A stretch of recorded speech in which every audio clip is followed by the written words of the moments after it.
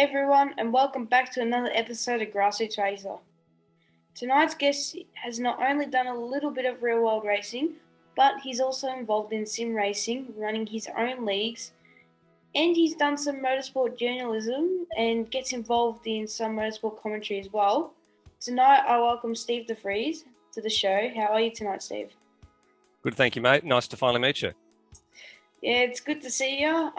We've been talking on Discord and doing the Formula V League together, so it's been pretty good. But now we can finally, have an interview and talk about your passion for motorsport. Absolutely. It's a bit of a weird one for me because, like a lot of your guests have come in and just been, racing for a long time. I sort of fell into it, I guess, a little bit by accident and by a different means. So it's a bit of an interesting story. Well, let's start. Where did you get your love for motorsport? Well, I grew up in a family of petrol heads. My dad was a mechanic, got his mechanic's license and stuff through the Air Force. My older half brother was into cars. My younger brother was into cars. And I guess I was into it by, being roped into it, but more into the motorsport part of it. They were interested in the old classic cars. I was interested in watching the cars go around. My earliest memories are watching Formula One on Channel 9 with Daryl Eastlake and Alan Jones anchoring the commentary in the late 90s when it was Mika Hakkinen and Michael Schumacher going at it. And I was spending up till whatever time it was at night watching them go around. And that's where I sort of first fell in love with motorsport, but also more so with commentary in general. And then in my end of year book for year 6, I actually put down for what I wanted to do in life was either be an aeroplane pilot or a sports commentator. Well, the aeroplane sort of pilot dream went out the window. But 25 years later, I can actually say that, yes, I actually got a chance to do motorsport commentary or be a sports commentator because I'm doing it right now. That's really cool, Steve. And for the viewers out there who don't know, what real racing have you done? Not a huge amount. I actually did the Aussie Driver Search, which has been defunct for a little while now. The last full year they did that was 2018. And I really just did it just from a interest point of view to go and see what it was like to drive a real race car. I said to my wife, I'd, spend the money, and it was birthday and Christmas present for me. So I got to go to Phillip Island, which is, I class that as my home track now. And I got to go around in the APRA Pulsar with Jalen Robotham. I got to go around in the Toyota 86, which was a real blast to drive, really good fun car to drive. And I was actually good enough to get through to the final at Wakefield Park for that category, which I got to drive the old V8 Ute, but I quote unquote ran out of talent at Wakefield Park. I flat spotted a tyre and I had a compression lockup coming into the fishhook because I'd never heeled and towed before in my life. And that was the end of me. But it was just a good opportunity just to drive cars and, as fast as you could and see what it was like. And I had a blast. And since then, I've done the BMW driving experience at Phillip Island as well. And they taught me a fair bit of stuff as well about looking at apexes and stuff. So I pick up little bits and pieces here and there. But I'd love to do racing a lot more. But with family life at the moment and 2 kids under 4, it's sort of a little bit of a dream for the moment. Yeah. I actually had a friend who did the Aussie Driver Search. He got to meet Glenn Seaton. He also got to drive a V8 supercar, I'm pretty sure. And he had a lot of fun. So what was your favourite memory from being involved?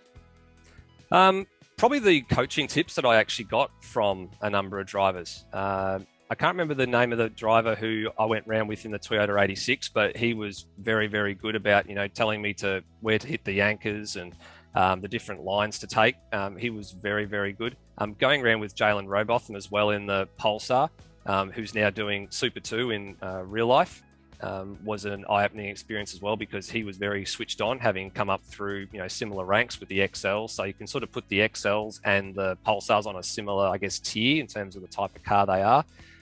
So getting a lot of positive feedback about things that I could actually do that I didn't know I could actually do myself was really good. And even at the final, even after I'd made some mistakes, the coach that I had at the time, or the judge I had, said, if you could figure out how to heel and tow, you could probably actually come back and do a lot better next time. You've actually got most of the basics down pat, but unfortunately they went belly up the next year.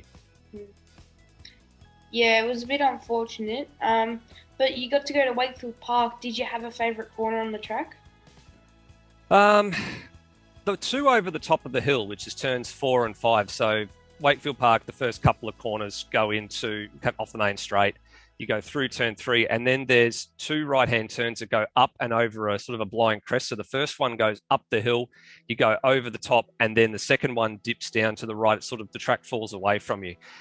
Really challenging corner to get right, but really rewarding when you pick the line absolutely perfectly. And that was my favourite part of the circuit.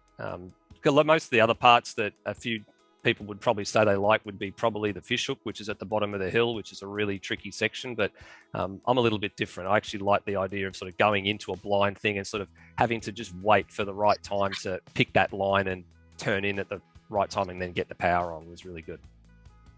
Yeah, when I did some virtual racing at Wakefield Park, I remember coming over the hill and then you try and use the curb or as much road as you could on the left to just swing through the right.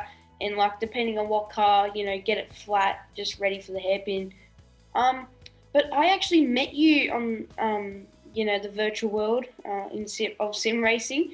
So when did you start to get into online racing, and what do you enjoy about it? Well, I probably got into it in the mid 2010s, so sort of about 2012, 2013. I just met a bunch of guys online that were sort of local in Australia, and I've actually met some of them in real life, and we've gone to the Bathurst 12 hour together, which was really fun. Really good bunch of guys. And we sort of just did sim racing of our own group, and we did many, many seasons. And then in 2018, we actually joined another group that had started up doing leagues in the same sim that we were doing at the time. We did some races. We then started doing some commentary stuff for them and just having a bit of fun. And that's where the whole real part of me falling into motorsport started. It was by chance encounter that somebody tapped me on the shoulder and said, "Hey, you're pretty good at this commentary stuff. Do you want to have a go in real life?" And I've been doing it ever since. Yeah. So you got the tap on the shoulder to say, maybe you should have a try at commentating. You've obviously, you said you started about 2010s. So what has been your favorite game or simulator? The one that we probably use the most at the moment, that I've been most familiar with, which is 𝘠𝘕𝘴𝘳𝘢𝑡𝑎. It's an older platform, but it's a fun platform to learn. The physics are mostly realistic and probably some of the better ones that are around at the moment. It's had its time, but its modability is very, very good. So there's a lot of extra content, a lot of Australian tracks, which a lot of the people in the league that I'm part of prefer to run. And we seem to do a pretty good job of putting all that together for them. And I find that probably the platform of choice for me.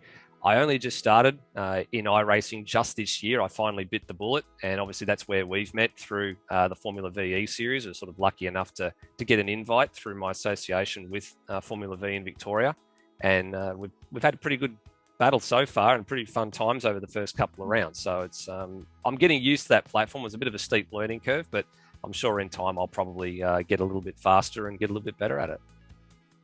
Yeah. Well, we haven't collided yet. We haven't collided, so we've been doing all right. We've sort of had a bit of the same pace, I could say. Some tracks, I think I was a bit quicker. Some tracks, you were a bit quicker. So we're doing all right. And I guess we just sort of got to survive. That's the way to move up the grid. But I've been lucky enough to be a part of your online league that you run. So could you share with everyone a bit more about what categories are involved? So 𝘠𝘕𝘴𝘳𝘢𝘡𝑎 is our platform of choice. We call ourselves Australasian Sim Racing, which has had a name change this year. It was originally called 𝘠𝘕𝘴𝘳𝘢𝘡𝑎 Australia, but we changed the name for two reasons. Because we've started getting a lot of drivers in from New Zealand and even a few people in different regions. So the name change sort of better reflects the area or the geographical location of where all our drivers are. But also because we're starting to branch out into some other sims as well. We've started doing some things in rFactor 2 as well. Most people that join, they join to race supercars. That's the way that it's been for the last 4 years since the group was incepted. But it's expanded into doing things like GT3 has become a mainstay for every season that we've done, or every year we've done it. We also do a few social series. We do things like Porsche Cup. We do some things like open wheelers. At the moment, you've experienced driving the Aussie racing cars the other night, which are a little bit of a handful. But we try and give a little bit of everything. That's a bit of a different skill set for everybody, because we've got such a big, wide, various group. I think our youngest member is 14.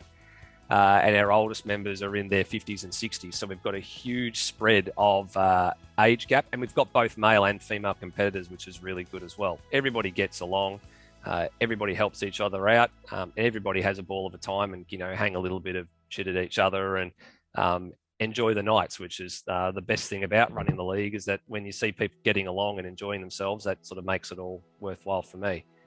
My level of driving has sort of dropped off in the last couple of years. I've focused more on running the league and bringing people together and growing the group. And I think I'm probably better off nowadays for ASR as an organizer than I am as a driver.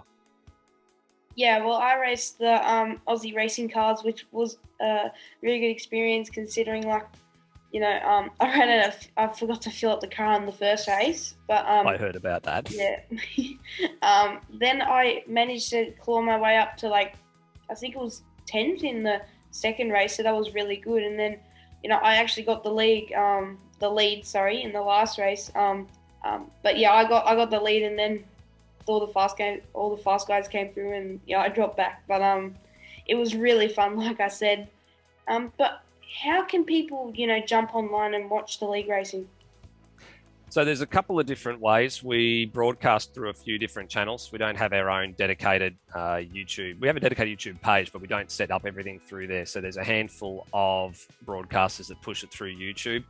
For most people, the easiest way to do it is to look up Australasian Sim Racing on Facebook. All the links to all of the live streams, whenever they go up, go there. It's also where we encourage people to sign up and keep an eye out for any of the events that we put on, whether they're league races, whether they're special events. And from there, there's links to the Discord page, which, you know, is basically the community in itself. Everybody that, you know, races in the league gathers there, has a verbal chat in the chat channels, or discusses topics of motorsport and the series we do. But a couple of the guys have been pretty good. Obviously, I broadcast through my channel, Outworld Broadcasting. There's a couple of other guys that do it through Lewis Wedding, does it through Loose Sim Network, if I can get it out properly, through a couple of the other series we do. And then there's a couple of guys through Endurance Chat Media that have done some stuff for us in the past as well. So there's a few different commentators and a few different groups that sort of put everything together. But for the most part, everything gets presented really well. Everybody drives really well. And it's a really good, fun part of a community to be a member of, and from my point of view, be an admin and an organizer for. I couldn't wish for a better group of guys to be racing in our league. It's really fun to see. Yeah, it was fun chatting to everyone in Discord, and you know, it's a really good community because everyone's willing to have a chat, and some are willing to give advice as well and help me, like, you know, sort of get up and running since I'm new. But what advice would you give to someone wanting to get into online racing who's not too sure? The first thing I would say is that there's a lot of people prepared to give advice. Not all of it is correct, but you need to set some realistic expectations when you start. So it's a bit difficult for a new person to come in and sort of set the bar too high and then sort of be a bit upset when they don't reach that bar. The expression that I've used for a long time, I heard many, many years ago, was go in expecting to win, but not expecting to win. And what that means is go in expecting to get a win for yourself based on the goals that are realistic that you set yourself, but not expecting to win the race. So if you can set a goal and say, look, I just want to, you know, it's a grid of 25 cars, let's say, I just want to finish the first race and stay out of trouble and not hit anybody. And if you complete that goal, then you should basically say, look, well, I got the win that I was expecting to get tonight. And you then just sort of take little steps from there. But that's the first thing I would say. If you're new to any league, the most important thing is not to ruffle any feathers. Just set those realistic expectations. And over time, you'll slowly start to become a little bit more confident and a little bit better as time goes on. Yeah, and as you mentioned before, you like being the admin and you like doing commentating. So you've done motorsport commentating. How did you get into that? Like, I guess if we go back to when you said you were tapped on the shoulder, how did you get into it? So we'd probably done about half a dozen different broadcasts for, or back then it was AMS Oz before the name change in 2018. I ended up getting a tap on the shoulder by the person who started the group and said, look, I've got somebody who's looking for a commentator for the Victorian State Circuit Racing Championships at Winton coming up in, I think it was a week. There wasn't much time left at all. Are you interested? And I had a chat to him and I said, look, I can only do the one day. I had some plans for the Sunday. So I ended up going up on the Saturday. I was a cold winter's day at Winton. Ended up getting into the commentary box, met a couple of people, got taken around, shown to a few different people. I ended up calling Improved Production and Sports Cars. And to this day, I've kept Improved Production, but I've also picked up doing the Formula V as well. And it was just a bit interesting sort of thing going up there. And I must have made a good impression because they invited me back for the fourth round of the series, which was at Sandown a couple of months later. And I've been doing it ever since. So I've always sort of kept to myself a lot of the time, but now with this commentary stuff that I've been doing for the last 3 years, it's given me a lot more confidence to be able to approach people and talk to them about different things, whereas I was very sort of timid and sort of shy and reserved back then because it was a whole new world to me and I didn't want to upset anybody. Now it's very easy for me to approach somebody and talk to them and really enjoy what I do. I've been really fortunate that the Improved Production guys at the end of 2018, when I was just talking to a handful of them around the barbecue that they do every Sunday of a race meet, that they said, look, come in here and get some food. I think it was club president Gary McKay said, come in here, dig in. I said, are you sure? He said, absolutely. He said, you're part of our family now. And at that point in time, I sort of knew that I'd been accepted into the motorsport community in Victoria. And you said that you've always wanted to be a commentator. Have you ever had any moments, have you ever had any really exciting moments that got you out of your seat basically and made you jump out of your sockets and go, wow, There have been a few of them. There's mostly happens in Formula V, which you can probably appreciate and understand from what you've seen of them, because I mean, you're in karting and we're obviously both affiliated with Formula V. There was a 4-wide finish at one stage at Phillip Island where I think it was Heath Collinson ended up dipping 2 wheels in the grass on the outside and stole a win from 3 guys who were trying to fight it out for the win. There was also a dead heat finish at Island Magic in 2019 for the Phillip Island Formula V trophy between Reece McCarthy and Davin Field, which was an absolutely incredible finish to call, to the point where they had to go back and review it on the camera. And that was just something that you just couldn't call at the time. It was so close that I didn't want to actually confirm that it had actually happened, because the timing said that McCarthy had won it, but then I was told, no, we're actually reviewing it because it might not actually be McCarthy's race. And those sort of things you look at and go, I'm never ever going to see that again. They're those rare moments that you just absolutely get out of your seat and just wow. But do you have a favorite category that you enjoy commentating for? And what's the most exciting race that you've ever called? Like the whole race was exciting. I wouldn't say I have a favorite category. I guess I have a bit of a soft spot still for Improved Production because the class is so varied. There's so many different types of cars that it's hard to get all that information into your head. And you've obviously got a lot of information that you want to try and get out to the people who are listening to you, but you've got to be careful about how you deliver it. So I've got copious notes on IP and I try and understand as much of it as I can, because it's just such a hugely technical category to get into your head. I wouldn't say that I have a favorite race that I've actually called, because there's probably not been a lot of them that I have called, especially in the last couple of years, because of the COVID pandemic has sort of put a bit of a dampener on things. Last year was pretty much a write-off and there's only been 2 extra rounds this year. I'll be looking forward to see what happens probably in the next 2 or 3 years, because I'm sure there's a couple of different technical rules and regs that are changing in some of the categories as well. And I'm sure that once those things start to happen, it'll be rather interesting.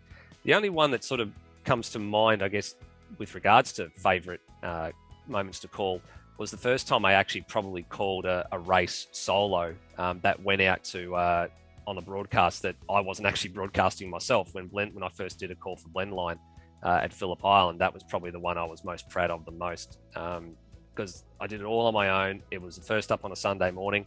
And I got a huge pat on the back from the Blendline guys in the TV saying, you did a really good job for your first ever one of these. Yeah. You've already told us that what you've done. There's so much that, you're hoping to do in the future. Is it true that you've also done some driver interviews yourself in front of the camera? Absolutely, it is. It's very true. Ironically, it was Winton again, 12 months on from when I first started doing commentary. By chance encounter, I was speaking to Peter Lyons, who I knew of the club videos for improved production with Revhead's review, but I'd never ever met Pete formally. I always used to watch the videos before each round from the previous round, so I had some information on all the drivers very early on. And we just got talking at Winton, just out of, I think, as I might have been talking to one of the other drivers, and Pete turned up to have a chat to them as well. And then he came back to me about an hour later, and he had a thought. He said, would you want to try something? So he gave me a microphone, he put me in front of a camera, and he asked me to interview, I think it was Bryson Lloyd was my first interviewee in his Toyota Celica, because he had a moment in the previous race. And we did a couple of those that weekend.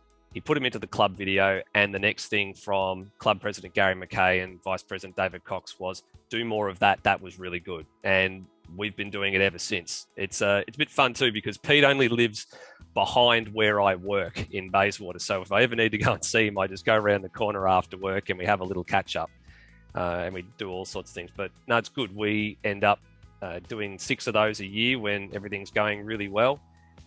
And he's been really good for my confidence as well, being behind a camera. Again, I was very sort of timid, sort of being behind a camera for the very first time, but as time's gotten on, I've gotten much, much better at it. And I can't thank him enough for giving me that opportunity, because it's done wonders for me. And, that it sounds great. I've sort of done a similar thing. Like, I remember when I went to Phillip Island last year, I spoke to Danny Timewell, who's had a bit of a crash at Eastleigh Creek. So I hope the best for him, and he gets his car back together. It was great having a chat with him. So Danny, if you're listening, I wish you good luck to put the car back together, because it was a hefty hit. Yeah, same from me too, Danny. Shame you're not going to make it to Isle of Magic this year, but yeah, all the best for putting that thing back together. Yeah, and you said to me that you wrote an article for Auto Action, who's actually one of Australia's #1 motor racing reads since 1971. So how did that come about? That was through Jeff Bull at Pyack. So Pyack Isle of Magic in 2019, Auto Action actually couldn't get anybody down to the track to do the write-up and sit there for the whole weekend to take all the notes. So Jeff asked me whether or not I'd be interested in taking down all the notes and doing all the write-up. I had done a little bit of journalism stuff before through high school. So I actually had got an award back there for English Plus, which was the journalism thing, I think back in year 10, when it was back in 2000 for me. So I had a little bit of an interesting time sort of sitting down, trying to find the right words for it. I had a deadline to put it in for, so I put it all in. And when I got the copy of Auto Action and read it, they hadn't changed a word. So I was really, really chuffed when I seen that go in, and I met the deadline and it hadn't been changed at all. It was just like, yep, this is perfect. Off you go. So that was a nice moment just to do something a little bit different, and to do something to not only help Pyack out, but to help Auto Action out as well. And it just adds to the little bit of portfolio, I guess, that I've slowly building over the course of time. So Steve, is there anyone that you would like to thank that's helped you over the years? A couple of people. First of all, one of the managing directors at work, Dennis Blaney. If it wasn't for him, I probably wouldn't be doing some of the work I do with Pyack. He hooked me up with Ken Smith, who's a member of Pyack. And coincidentally, Ken Smith's son, Darren Smith, who I commentated for the first time with at Sandown in 2018, he's taught me so much about how to commentate, controlling my pace and other bits and pieces, and has encouraged me to keep going. Also to the point where after I congratulated him for 100 Shannon's rounds, he actually said, I'm really happy to be learning from you as well as much as you're learning from me, because I had some qualities that he admired in me. And I thought to myself, that's a really, really nice thing to say. And he's helped me a lot in the very short time I've been doing commentary. That's amazing, Steve. And it's great to have people who, are there to support you, and, someone very experienced is also good to learn off. Absolutely. Well, Steve, it's been great hearing from you tonight. Thanks for sharing with me and the viewers an insight into online racing, as well as, supporting categories and your own personal roles in the motorsport world. I hope everyone jumps online and checks out his sim racing league, which is the Australasian Sim Racing League, I'm pretty sure. Yes. And it's such a great league. Like I said, the community there is so good. Just remember, guys, drive fast and take chances. And thanks, Steve. It's been a pleasure. Thanks for having me, Ed, and good to see you.